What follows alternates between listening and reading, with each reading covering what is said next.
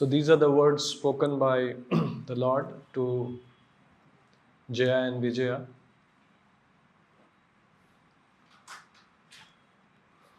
Although they are being sent to this material world, the Lord is promising that in a very short time you will return to me.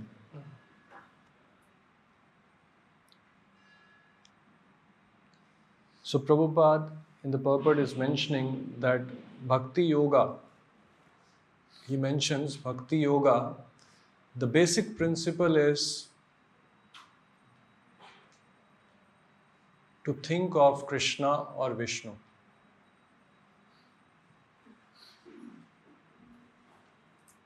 Always remember Krishna, never forget Krishna. And Prabhupada also mentions that there are different rasas, 5 primary rasas and 7 secondary rasas. So in Bhakti Yoga also there is variety. It is not hackneyed. Prabhupada repeats here, it doesn't matter in which way one thinks. That's why even Prabhupada has given a very wonderful program of worshipping the Lord, engaging in various kinds of services, various festivals, various programs. Even in our sadhana, there is so much of variety. Kirtans, bhajans, worship, prayers.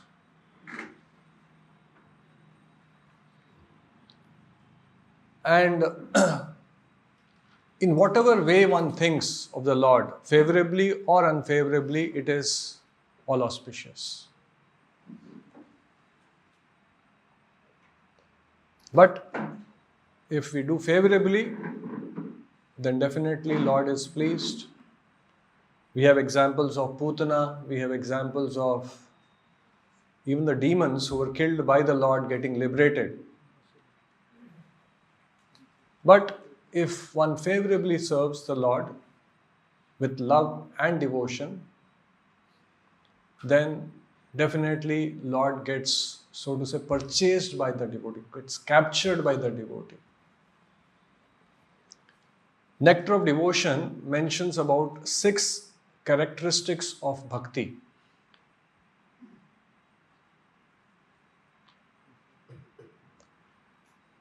So first characteristic is kleshagni. This material world is compared to blazing fire.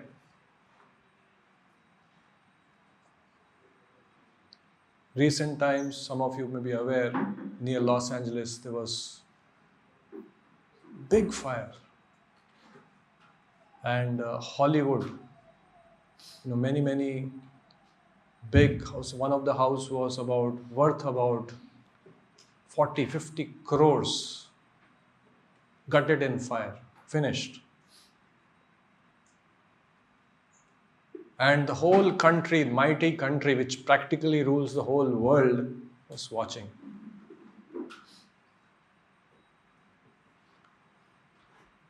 Samsara dava nalalida lokha. Why it is compared to forest fire? Because we think that we have control.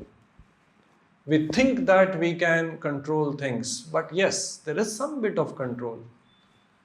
For that false ego to get gratified, we have come here to become the Lord. So Krishna has sanctioned some bit of control. But as we become devotees, we realize we are very, very insignificant. The example is right here. Even in our body, millions of functions are going on. The liver is producing bile juice, the pancreas, pancreatic fluid, kidneys are processing, and we have no control. All we have to do is, we get pain, severe pain, we go to the doctor, they will do some scans and all that, we realize that your pancreas are not working fine. Some control, yes, we can take care of our health, some do's and don'ts, but beyond the point, how that fluid is being secreted, have no control. So kleshagni, this klesha agni, klesha means the miseries, agni means blazing fire of material existence. Everyone is rich man, poor man. Somebody was telling me the other day, rich man appears to be enjoying, but actually he is suffering in opulent conditions. We mistake that opulent conditions to be enjoyment. He is staying in a bungalow, he is having big cars. Oh, he is so happy, so happy. He is suffering in rich conditions, opulent conditions. The poor man is suffering in different set of conditions. Both are suffering actually. Because the basic principle of suffering is something which you don't want, you are forced to undergo. You don't want headache, but headache comes. Rich man, poor man, nobody is an exception. Migraine, old age, diseases, death.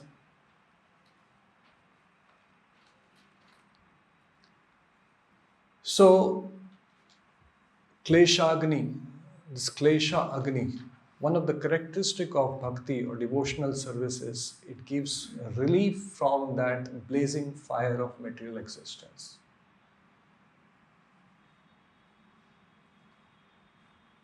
And yesterday somebody was speaking to me,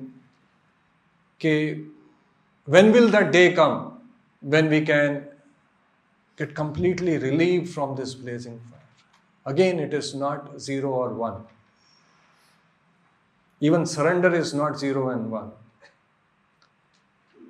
The more we surrender, the more we depend on the Lord, the more we are conscious of Krishna, the more we will experience the relief. And some of us, the very fact that we are sitting here today, because we have experienced some relief, some happiness, some joy.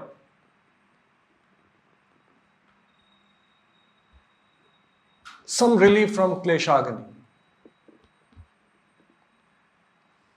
And it's a fact that we have examples of great acharyas, exalted personalities, enlightened soul, who are completely at the material level. Even Prabhupada, in his last days, he demonstrated that. Although all his organs were failing, but his consciousness was unaffected.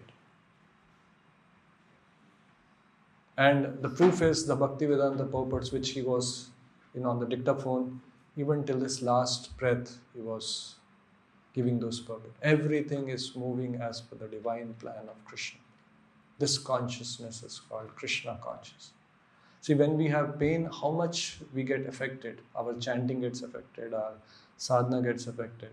We want to just take rest. So, the more we practice sincerely, the more we will experience relief from kleshagni. Second characteristics, devotional service of bhakti, shubhada. Shubha means auspiciousness. Everyone is looking for auspiciousness. It's the highest auspicious activity.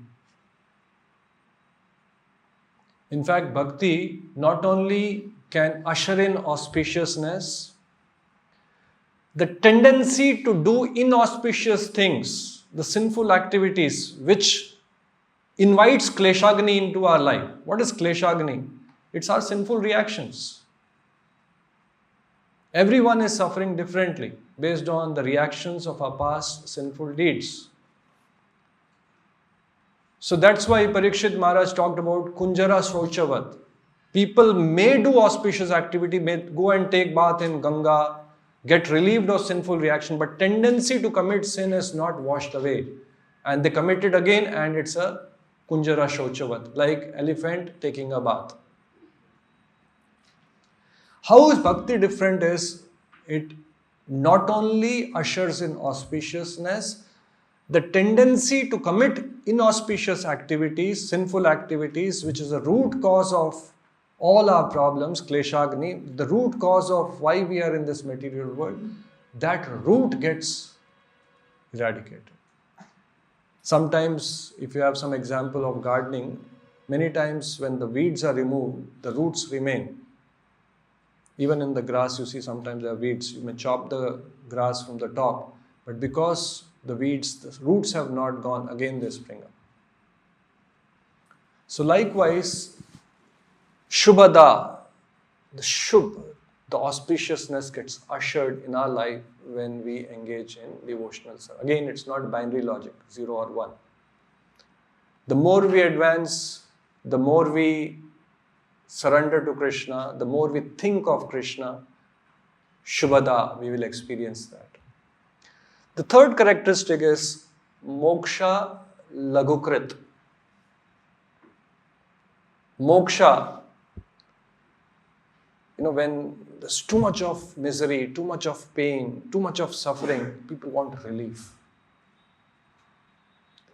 Somebody traveling in hot sun, it's too much of heat, want the shade of a tree, looking for it. Sometimes when people are going on two-wheeler, it starts raining, they're waiting when will that flyover comes, and they go and they get relief. So,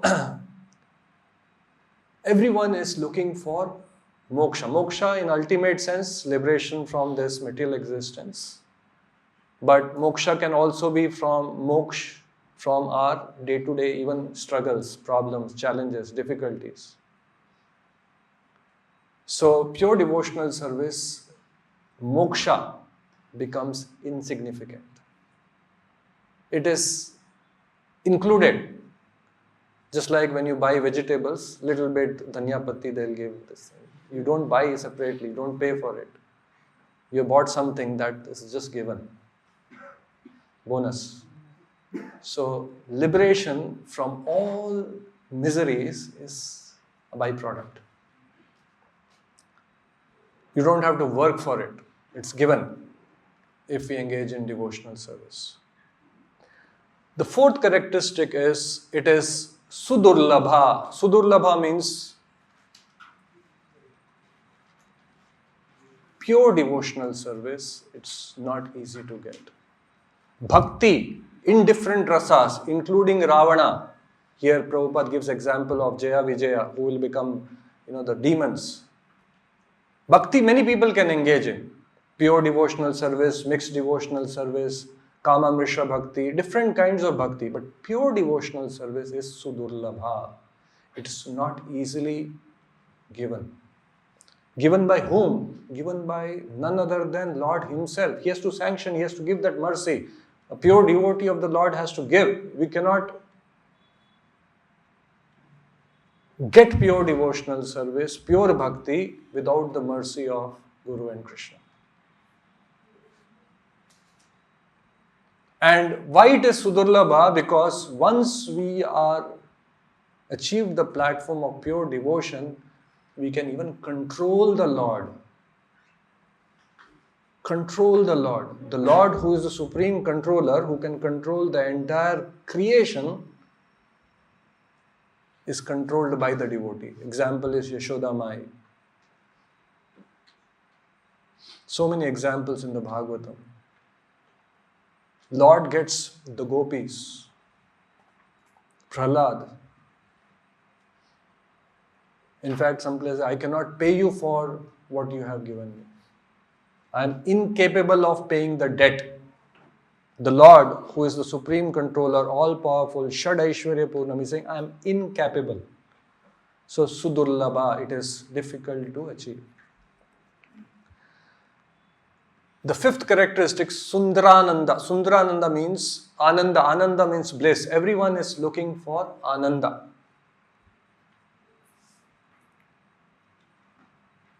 But the Ananda, which is very easily available, appears to be Ananda, but actually it is a fraud. Yehi samsparsaja bhoga dukkha yona hi evate. Many people, everyone in fact is trying for Ananda, but that very Ananda which we are pursuing is the root cause of misery in our life. It requires intelligence, it requires transcendental wisdom to understand this. Not everyone can understand, because that is the role of Maya. Maya means that which is not. It is not happiness, it is misery covered, projected as happiness. To break that farce, the cheating, that curtain, which is making us believe that it is happiness, requires mercy, requires transcendental knowledge. So Sundarananda, intensified transcendental bliss, we will experience. Again, not 0 and 1. And the sixth characteristic is Shri Krishna Akarshaniya, which means it attracts even Lord Krishna himself. Krishna, who is, Krishna word means all attractive. He attracts everyone. Krishna. Now pure devotional service attracts even Krishna. And that's how we see the gopis, their love for Krishna. So we are also practicing the principles of bhakti. Many times we may do things very mechanically without understanding what's the purpose, without understanding what we will achieve. These are the things we will achieve. Kleshagni, moksha. We will get freed from all the... There's a Gita also, moksha se ashubhat, Krishna says. It will free from all kinds of inauspiciousness. But it has to be done. Krishna, even mechanical devotional service, mechanical chanting, doing our services mechanical, has a place. But Krishna, what he's actually looking for is bhava, prema, love, devotion. There was a man, he had a paramour, had another lover, fell in love with another lady in his office. Prabhupada also gives example of a paramour. So this man, just to ensure that this wife does not doubt him, he was showing some extra love to his wife. Every 3 hours, 4 hours, he'll call his wife and say, I love you. So wife also will feel gratified. And this went on for few days, few months. He kept on saying, I love you. But it was all words. He would never come back home in time, never spend time with her. And to the extent that forgot his own marriage anniversary date. So one day, this person called up his wife, I love you. The wife said, hell with your love. Don't even remember today is our marriage anniversary. So, we can do things mechanically. We can offer prayers mechanically. It has a place. But what Krishna is interested in is even our chanting. That's why Madhu Prabhu so often he talks about, with bhava. Everything, even mechanically, has a place. But what is Krishna interested in? Love and devotion. He is not interested when we are offering some nice chappan bhog. We have cooked with he is interested. What is the bhava? What is the intention behind that offering? That's how we have example of Vidura, that banana leaf, banana throwing dana and offering the peel. So that also we should understand. When we are offering, what are we engaged in? What is bhakti involves 3 things. One is bhakta, the person who is offering bhakti, and then the Lord to whom the bhakti is being offered, the beloved. In a love there is a lover, 2 lovers are there, and there is an exchange of love. So in bhakti also there is bhakta, then there is a Lord, and there is an exchange between the 2. That exchange can be very mechanical. But that exchange can also be with love, devotion. And we should always little bit do introspection. What is the intention behind what am I doing? And many instances the intention becomes clear. We end up doing things which is pleasing to me. I feel good. That's why we discriminate between services. The intention is not to please the Lord. Intention is not to please the Guru. Intention may be because I like it. I feel good. That's why it's called mixed devotional service. We start with like that. Nobody starts with pure devotional service. But anartha nivriti.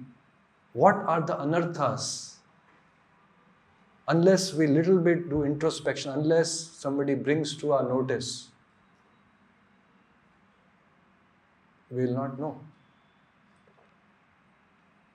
Even in bhakti, we have adho, shatatata, sadhu, sanga, bhajan, kriya, anartha, nivritis, nishtha, ruchi, asakti, bhava, prema, nishtha. Nishtha will come and anartha, nivriti will happen. Ruchi will come and anartha, nivriti will happen. And for that, as I was mentioning earlier, we should be willing to get corrected. Prabhu, tell me, Prabhu, what is my mistake? Otherwise, sometimes if somebody points out mistake, we get hurt. Why? Who are you to point out? In fact, they are well-wishers if somebody is pointing out some mistake.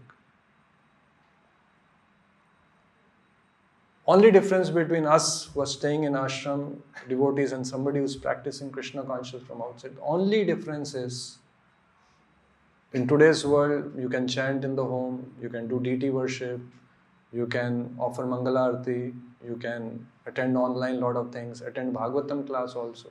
Live you can attend. Somebody can attend live. No latency. आज की class कल नहीं, अभी की अभी. One thing you cannot do in the home. Nobody can correct you there. You can be hearing Bhagavatam class, आराम से बिस्तर पे लेट के. Whole life you can do that. Nobody will say ऐसा नहीं सुनते, ठीक से बैठो. Here you do that, you'll get correct. And if that correction we are not looking for, and if somebody corrects us and we get offended, then better practice from outside. So, anartha nivriti, we should look forward. It should be project. Who is right, who is wrong is secondary. What is my improvement area is primary. Sometimes we look for he is right or I am right, and we get into that mode. No, it is his mistake. No, it is not my mistake. That's secondary. What is for me to improve, to become a better devotee is primary. Yesterday, the President of India went to one college for some convention program. So she said, to be a good human, at a material level, again, some value, not absolute value. They are not Krishna conscious, they don't have higher knowledge. But she said, very profound thing. She said, to become a good human being is more important than to be a successful human being. Earning more money, very successful. He has 10 companies. Each of them, he's become a billionaire. To become a good human being, because ultimately we have to go. All big money, everything will be left behind. What? The good deeds, again, it's a material level what I'm talking about. In our case, we have a higher knowledge. In our case, we understand whatever we have done in service of the Lord is a permanent credit. Everything, he was a very big devotee, he did this, he did that, all achievements will be forgotten.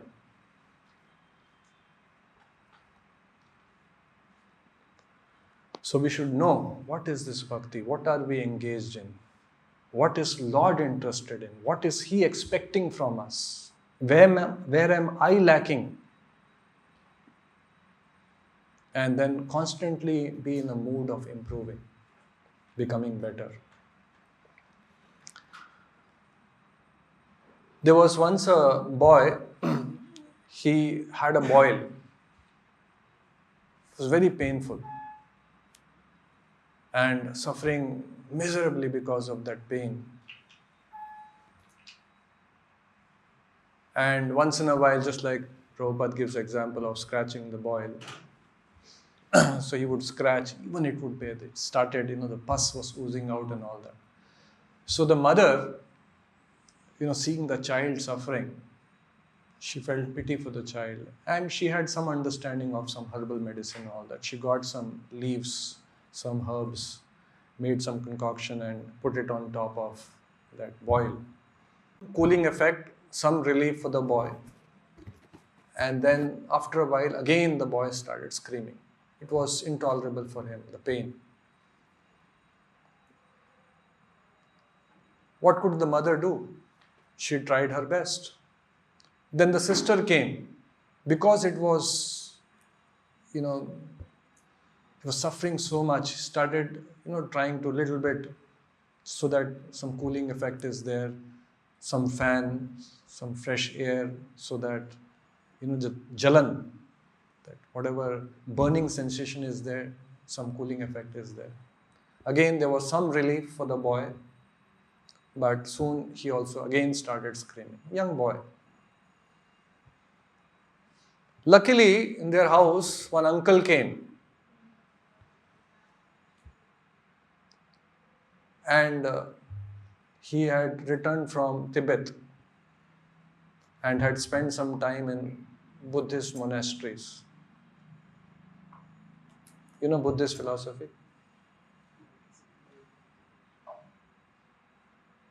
Nirvishesha Shunyavadi, we all chant.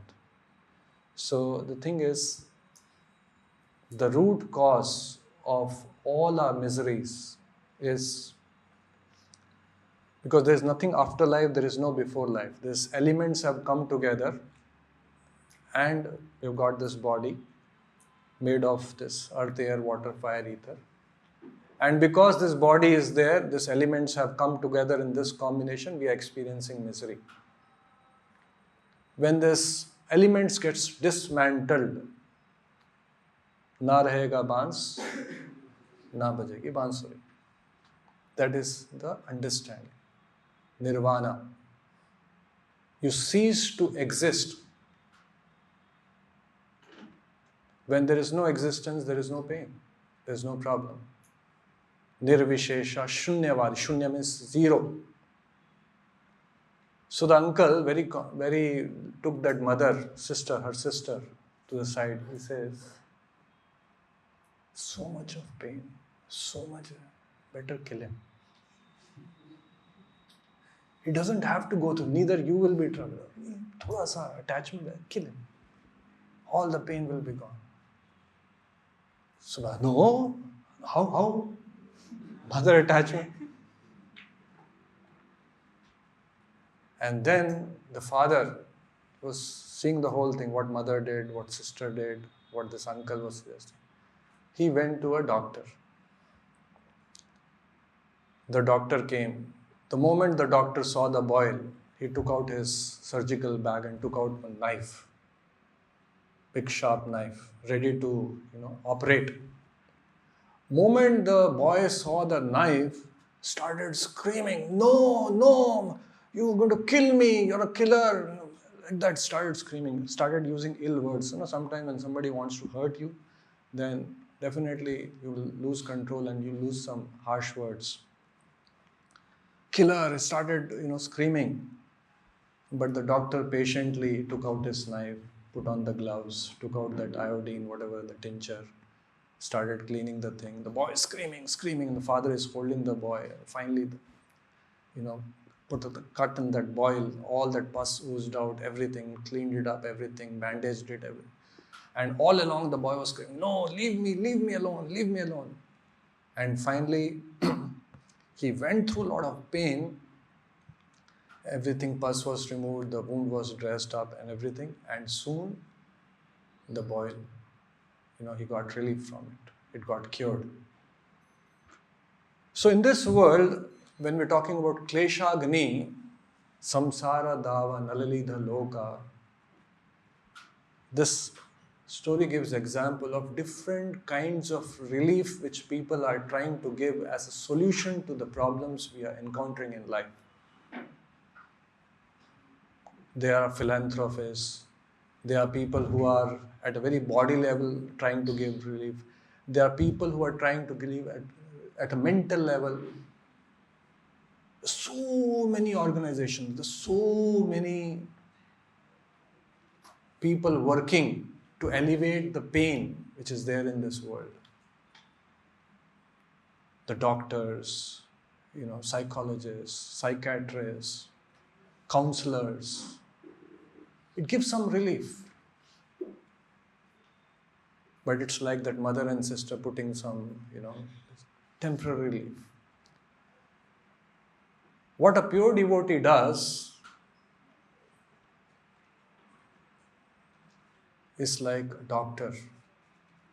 He understands the problem and shakes us up from illusion. Even at times using harsh words which are not very palatable. Naradhama, Maya Pritagyana, Dushkritana, Moodaha. Even Krishna uses these words.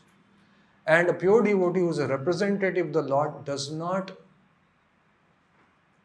try to use words. Sometimes some sadhus, they speak very, very palatable words to please the audience, to gratify the audience.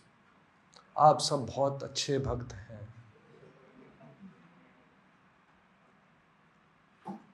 Whereas Prabhupada, many times people have spoken, I'm sure some of you would have come across, why Prabhupada is using the word rascal. One person used to come to Bombay for a class, he stopped coming. And later on we got to know, he says, okay, Swamiji should not use these bad words. So I tried explaining. But then again, false ego is getting hurt, just like that child, that wound. He is saying he's having knife, he's going to kill me.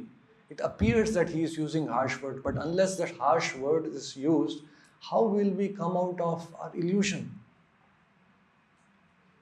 How will we come out of, the grand Maya's जो जाल है जिसमें फंसे हुए हैं हम लोग? How will we come out?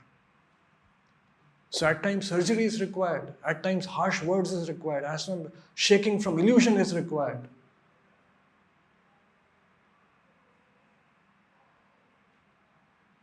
But although he may use harsh, Krishna uses harsh words. They are doomed. One who does not surrender to me, I will cast them in hell and they will suffer perpetually. But a pure devotee is compassionate. Prabhupada might have used harsh words, but out of that compassion, daya, for that suffering humanity, he took all the pains, did all the sacrifice. Sometimes the compassion is not shown by the words you speak. Compassion is shown by the actions you do, the sacrifices you make. And what moves people, what gets transformed is not, you can give a big thing, people will start crying also. Emotionally you can play with their feelings. But what really transforms the heart is your intention, the sacrifice you have done for this. And that is, Prabhupada might look like he's using harsh words and all those things. He is not gratifying the audience. But this is transformed because he's compassionate. Dayara Sagara. He is an ocean of mercy. Mercy personified. And through that ocean only, that samsara dava nalalidha loka, that forest fire can get doused from that mercy cloud. So, So Prabhupada in the purport here is mentioning that although bhakti can be done in different rasas, even Jaya Vijaya, when they will take birth as the demons, they are also thinking of the Lord unfavorably. Ravana. What is difference between Krishna consciousness and demoniac consciousness? Ravana consciousness and Krishna consciousness. Krishna consciousness means, although we have examples of demons also thinking of the Lord, demons also being devotees. Even Ravana was a great devotee of Lord Shiva. Hiranyakashipu, what austerity he did. But what was the motive? Krishna consciousness means, in bhakti, a bhakta who is offering bhakti, devotion to the Lord, serving the Lord, his object of love, he is serving with the mood that I am part and parcel, I am insignificant, whatever I have, all the abilities, all the talents, all the skills, including me, the soul, belongs to you. And let me offer it to you. And pride does not come because nirmama, nothing is mine. I am also not mine. Sometimes when we give donation, a pride can come. I gave. I built this temple. Sometimes we have to gratify also some donor. Aapne banaya. Actually, a devotee, he doesn't even think that he has done something. Pride will not come because who am I? My devotion, my skills, my abilities, my talent, my memory, it's coming from the Lord, including me who is saying that it is mine. So with this understanding, he serves the Lord. A demoniac may also serve the Lord. Even in this temple, there will be so many people who are serving. Somebody is cleaning the temple. A devotee can also be cleaning the temple. Both are cleaning the temple. But consciousness can be different. Somebody is cooking, there's another person cooking in the same campus, in the 6th year. But there can be difference. So we have to be little aware of our consciousness. It's a game of consciousness. It is not the game of what we are doing. Washing the floor can be done with a demoniac mentality.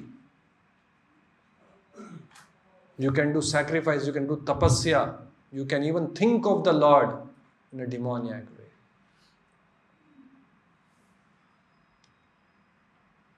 Whereas devotional service means everything, nirmama, not mine. Demonic, this thing is I and mine. Aham mameti. We want to control things for our own good, for our own fulfillment, for our own auspiciousness. Why Ravana, why Hiranyakashipu all did austerities, worshipped the Lord? Why? For their own greed. They wanted to become immortal. All of us should be humble enough to accept the fact that we are taking commission from whatever we are doing. We cannot avoid taking commission because zero commission is pure devotional service. All we have to strive is, can we take lesser and lesser commissions? All of us are taking commission. Our devotional service, we should not be proud, our devotional service is mixed. There is a material motive behind our devotional service. And that becomes apparent when we discriminate between services. Prasadam, when we discriminate. This is nice, this is wrong. This is too much salty, this is too. I will not take this, I will take this. This clearly shows there is mix. How that mixture can be reduced, how that commission can be reduced. Suppose a businessman, he clearly, I'm taking 40% profit. So we are also taking margins, commissions. How we can reduce it? Zero commission means pure devotional service. That is the goal. Suddenly we cannot come to that state. We should aspire to move to that state. And when we are living in a community, we will be pointed out, why are you taking commission? Why so much commission? Don't be proud. Don't be egoistic. Don't think like that. We should be ready to accept. We'll stop here. Anyone has any question? Anything you'd like to ask? Prabhuji, you told the difference between devotees living within the community and outside. So my question is that at what frequency and level somebody living outside should seek feedback from the devotees with whom we are connected, so that we keep moving forward and take less commission?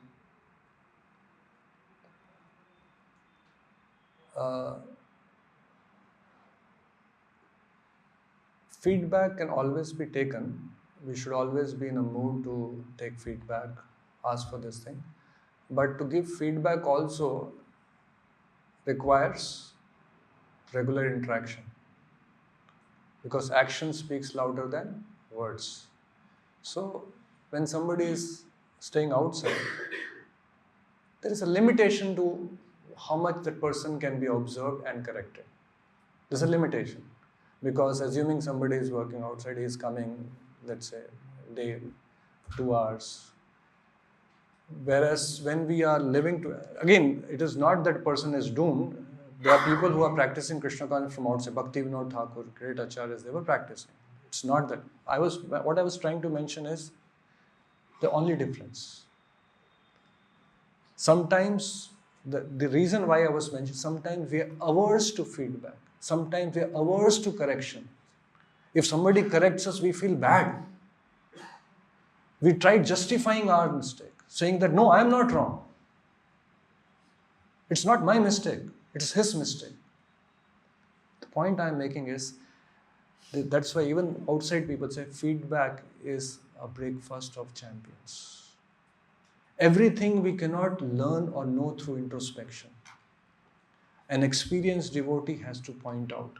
Everything, what's going wrong in our body, we cannot figure out. We have to go to a doctor. You know that some rashes are there. The doctor will tell you have specific allergy because he is expert in that science. So likewise, when we stay in a community, everyone is watching your actions, your behavior, the way you are dealing, the way you are speaking. Then it's easy for the diagnosis and easy for correction.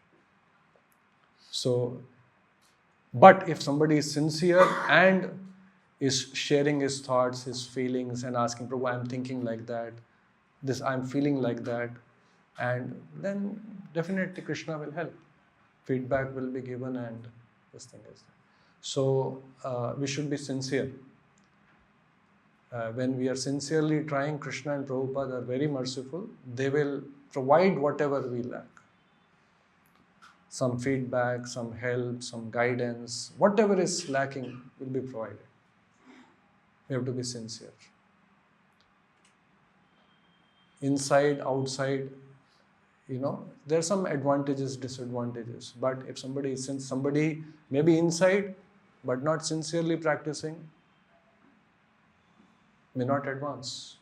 Somebody outside, very sincere, is reading Prabhupada's book sincerely, trying to follow all what Prabhupada is, will advance leaps and bounds. One thing we should be very clear, Krishna does not see your dress. Sometimes we can be proud of our dress. I'm a full-time devotee. I'm a 20-year-old devotee. All that is secondary. What's going on in the heart is primary. To some extent, we have a glimpse. To a large extent, Krishna has understood. And finally, what body we'll get, where we'll go is not seeing this dress. In this world, there are so many people in this dress. Change this dress takes half an hour. In Kumbh Mela, many people, got sannyas diksha, some thousands of them. So I was wondering, what kind of sannyasis are they? Just before that sannyasi was a regular ordinary. He just came for Kumbh and took sannyas. And cut his shaved, put that bhasma and all that. Change dress takes half an hour. But change of consciousness, lifetime is not enough. That is the project which we have to work on. Externals are secondary. Primary is our consciousness. And that is what this whole society, International Society for Krishna Consciousness. We get so glued to the externals. Vyavaharik level, yes, there will be his senior devotee, his president, his vice, all that is Vyavaharik level. Again, it has to be, suddenly you cannot say, I'm a spirit soul, somebody is the president of this thing, no, I'm a spirit soul, I'm not the president. That has to go inside. Outside somebody will call you, you're president, president, yes. But inside, you know you're not president. So that we should all know. That is the thing which we should be working on. So we'll stop here. Granth Raj Śrīmad Bhagavatam ki Jai.